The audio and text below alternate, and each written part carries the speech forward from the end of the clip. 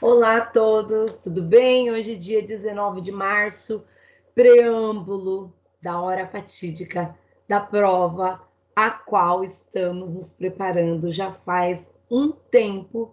Estou me incluindo aqui, pois estou com vocês nessa empreitada há mais ou menos um mês e pouquinho, juntamente à disciplina de espanhol, e é para falar dela que eu estou aqui nesse vídeo, gente. Estamos aí já na trave, né?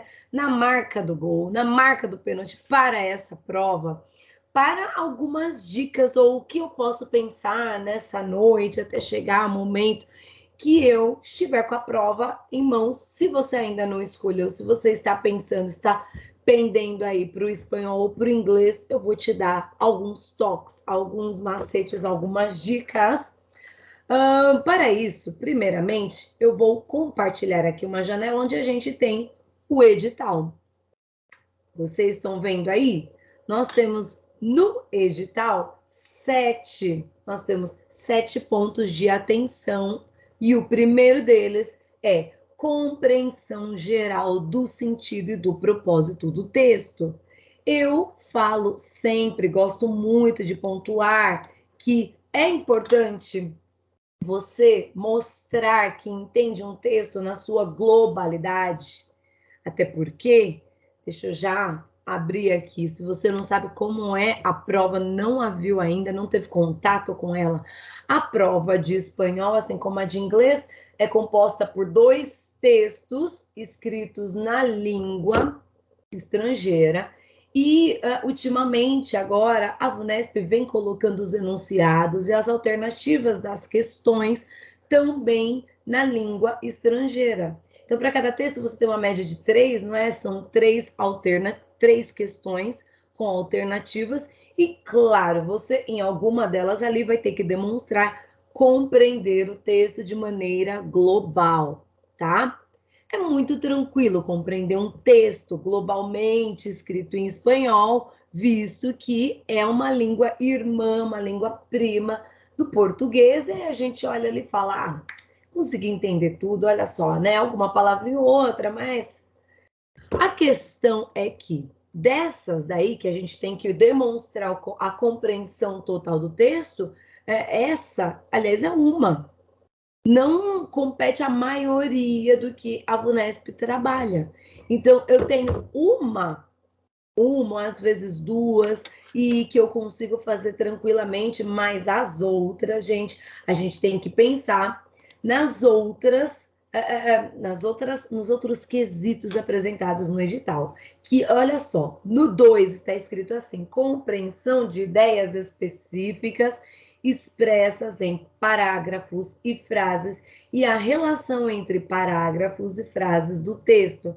Quando eles colocam ideias específicas, eu vou já falar para vocês o que é, assim como o 5, compreensão do significado de itens lexicais fundamentais para a correta interpretação, que seja por meio de substituição, sinonímia ou identificação de marcadores textuais como conjunções. Olha, peguei um apanhado aqui de mais 3 quesitos do edital para falar. Gente, o que eles vão fazer é pegar, pensar alguma palavra que foge, que não é igual, que é diferente do português. Seria muito tranquilo, não é? Olha, a gente costuma dizer assim para os alunos, né? O espanhol é muito tranquilo. De cada 10 palavras da língua portuguesa, você pega 7 delas no espanhol e você bate o olho, ela é escrita igual, falada muitas vezes igual, tranquilo para mim. O problema é quando a gente tem uma palavrinha lá que não é igual, certo? Vai ter uma palavrinha lá que você nunca ouviu na vida, um mientras, um sin embargo, vai ter um olvidar. Estou falando de palavras que já caíram na prova, né? Um solo, em contrapartida com suelo, suelen. Aí você olha, suelen, eu sempre falo nas aulas suelen, pessoal, minha vizinha, minha prima, suelen. Pensa que alguém, um nadie, que é o contrário de alguém. Então, essas palavras que fogem do nosso léxico, do nosso vocabulário, na língua portuguesa é que eles vão trabalhar. Então, você que quer dar um refresh na mente para a aula de amanhã, pega lá uma listinha, joga na internet, muito fácil, joga no Google rapidinho, lista de conjunções, lista de advérbios, na verdade, coloca lá lista de conectores, de locuções conjuntivas, preposicionais, e tenta pensar aquelas que são diferentes. Olha lá a tradução, tá bom? Faz isso, tenta deixar alguma coisinha mais fresca que você tenha esquecido, porque o entendimento global do texto você vai dar conta. Quando eles trabalham lá na alternativa em alguma questão específica, essa palavrinha, não é pelo contexto, muitas vezes, que você vai conseguir supor. Né? O pessoal confia, pelo contexto. Pelo contexto, você identifica a ideia central, a tese daquele texto. Isso você identifica. Mas a palavra que ela não está no nosso idioma, você não consegue. É muito difícil, gente. Você vai pensar, às vezes, no radical, igual como eu falei agora, né? Existe a palavra ninguém no português. E em espanhol é nadie. Nadie. Muitos alunos pensam que aquilo é nada. Mas nada é alguma coisa, né? É o indefinido ali, mas é de alguma coisa. Nadie é muito específico, porque envolve um indivíduo, ok? Então, muda todo o sentido, muda a interpretação e você pode sim se equivocar. Eu peguei agora, então, 3 pontos lá do edital e foquei no que eu preciso entender que há um grupo mínimo de palavras que são diferentes do português para o espanhol e essas palavras caem em algumas alternativas, tudo bem? Então, se eu não sei nada de espanhol, ou se eu nunca tive contato, eu vou tentar agora fazer um refresh na minha cabeça, né? Tentar fazer algumas relações, dar uma pesquisadinha rapidinha aí no Google. Isso é coisa tão simples, gente, tão simples que às vezes você bate o olho, aprende uma palavrinha e já consegue assimilar e aplicar. Antes de comentar outros quesitos do edital, eu vou até já dizer para vocês qual é o caráter dos textos que vocês vão encontrar nessa prova. E aí, se a gente quer agora fazer um tempinho, dar como eu disse de novo, né, refrescar a mente e olhar um texto antes de dormir, ou tenho mais algumas horas para me aplicar para essa prova, nas últimas provas que eles montaram, eles têm colocado em 100% textos jornalísticos, textos retirados de jornais. Então, eu fiz uma pincelada aqui. Eles pegaram texto de jornais espanhol, chilenos, uruguaios, peruanos, de blogs que estavam ali veiculando alguma informação. Então, em suma, são textos informativos. Se são textos para ser veiculados em jornal e revista, blog, são textos informativos, não dissertativos, como é a maioria dos textos lá da prova de língua portuguesa. Em espanhol, é pouco provável que eles coloquem um tema tão polêmico. Eles vão colocar ali algo que vai trazer um conhecimento, uma informação, vou agregar uma informação aos meus leitores e nessas informações eles vão trabalhar essas palavrinhas, esses termos diferentes entre os idiomas, tá bom? Compete sempre você, né, fazer aquela olhada lá na linha, na barra, né, no rodapé do texto, para ver de onde que vem. E você vai confirmar, eu vejo o jornal, então ali é mais informativo. Pode ter alguma coisa pouca de opinião, mas é pouco provável. Então aqui só está disseminando, divulgando conhecimento, tá? Eu entendi. Isso te ajuda para aquelas onde você tem que ver um entendimento global, né? Segundo o texto, segundo o autor, a opinião. Esse texto nos dá a entender que esse tipo de alternativa te ajuda no momento, tá? De fazer essas questões. Esse tipo de texto, aliás, saber do tipo de texto. Voltando lá para o meu edital, que ele já me dá um norte sobre o que vai cair na prova, a gente tem localização e identificação de informações específicas em um ou mais trechos do texto. Gente, é o que está aqui, ó, no 3, tá bom? No quesito 3. Assim como a gente tem localização de referência textual específica lá no 6, tá bom? E no 6 é quase a mesma coisa, só que eles estão falando de coesão referencial, em que você tem também alguns pronomes relativos que vão estabelecer relações. Será que você entende? No português, a gente sabe que às vezes há um pronomezinho ali, esse pronome se refere a algo. No espanhol também tem, tá bom? Então você tem que ter só uma malícia ali de perceber se está no masculino, no feminino. E a gente sabe, o feminino é muito simples. A gente tem lá as palavras femininas terminadas em A, temos algumas que terminam em E, tem os substantivos comuns de dois gêneros, como no português tem. Mas às vezes a gente tem um artigo, né, que é diferente. Você tem o lá, aí você pensa que o lo é usado para o masculino. E por vezes pode ser que apareça como el, um EL. Aí o do pode aparecer del, com DEL. Um pelo pode aparecer por el. Bom, já dei uma dica aqui que às vezes os pronomes podem estar dispostos de uma maneira um pouquinho diferente, dado que é o português. Pode ter um estos, e aí você pensa istos no plural? Não. Vai lá pela dedução. Está se referindo a algum termo masculino. Feminino é escancarado com A. E os masculinos, às vezes, a gente consegue deduzir, tá bom? Mas é isso. Se tiver ali alguma palavrinha diferente, é nisso que você vai ficar com medo. Então tenta dar uma olhadinha, tá? Numa relação aí de conectores. Gente, se tem uma dica que eu posso dar antes da prova, o que eu posso fazer é essa, reiterando. Joga no Google rapidinho uma lista de conectores, de advérbios, preposições, de conjunções, só para eu refrescar e não viajar muito. Bom, aqui só para eu encerrar e dar outras dicas sobre os textos, a gente tem mais um, que é o sétimo, né? O que aparece como sétimo aqui no meu edital é compreensão da função de elementos linguísticos específicos na produção de sentido no contexto em que são utilizados, gente.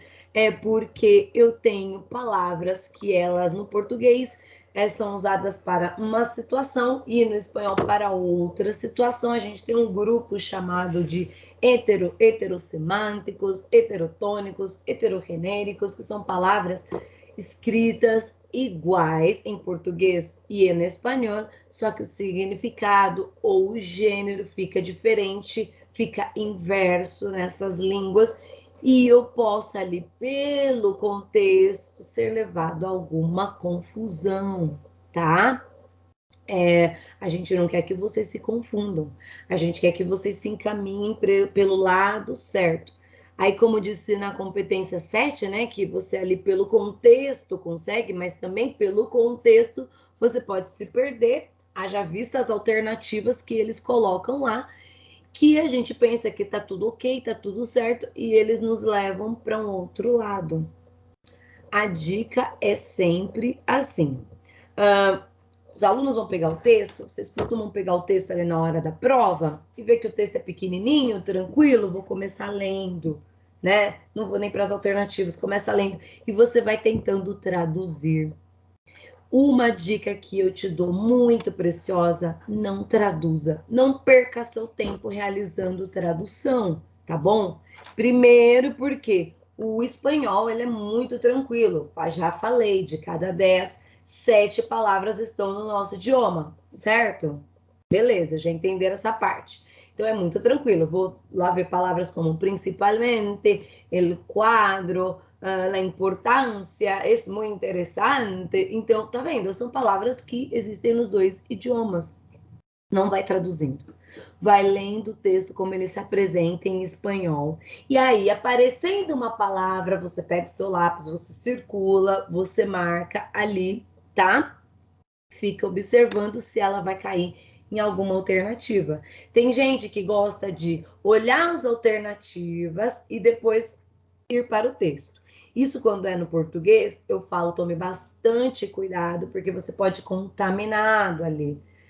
No espanhol, gente, olha, às vezes o que pode acontecer, como os textos são menores, é de eu já ir mais esperto, né? Eu sei que eles vão cobrar, como houve na prova ali, se não me falha a memória, de 2018, o verbo olvidar. Olvidar é esquecer. Mas olvidar também existe no português, né? Olvido parece que é ouvido, mas é esquecimento. Então eles cobraram isso lá. Você olha lá na alternativa, se você não sabe, gente, você pega lá, aliás, você vê isso lá no enunciado, aí você vê as possíveis, né, correspondências a essa palavra nas alternativas. Você vê que cada uma vai para um lado. Se você vai para o texto, é capaz que uma daquelas ali também te influencie no sentido do contexto geral, tá? Então, tem aluno que fala, eu quero ganhar tempo, professora, eu já vou mais esperto ali para o texto.